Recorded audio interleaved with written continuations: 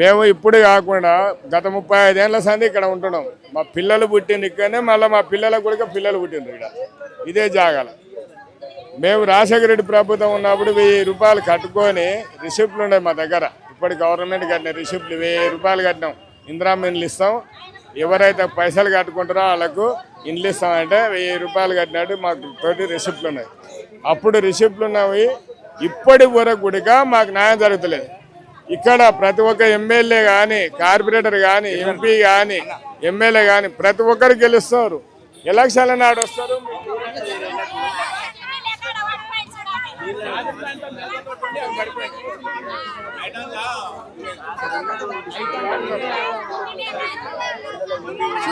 చూస్తున్నారు కదా, ఇక్కడ ఎండలో నిరీక్ష చేసి వాళ్ళు నిరాహార దీక్షకి కూర్చున్నారు కదా. ఒక అమ్మాయి ఆల్రెడీ పడిపోయి, ఒక మహిళ ఆల్రెడీ పడిపోయింది. నిన్న రాత్రి కూడా ఇక్కడ ఉన్న వాళ్ళు ఎవరు అన్నం తినలేదు, నిద్రపోలేదు. వీళ్ళందరూ వాళ్ళ ఇండ్లని కాపు కాచుకుంటా, నీళ్లు రాకుండా పురుగు పుట్ర పాములు వస్తాయని చెప్పేసి భయంతో పిల్లల్ని ఒళ్ళ పెట్టుకొని నిద్రపోకుండా.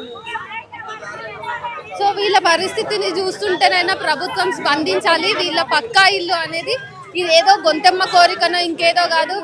వీళ్ళ డిమాండ్ వెనక సహేతుకత ఉంది. వీళ్ళు నిలువ నీడ కోసం, చిన్న గూడు కోసం వాళ్ళు అడుగుతున్నారు. 30 ఏళ్ళ బట్టి వాళ్ళు ఉన్నారు కాబట్టి ఇట్లా మహిళల్ని చూసైనా ప్రభుత్వం చెల్లిస్తుందని అనుకుంటున్నాం.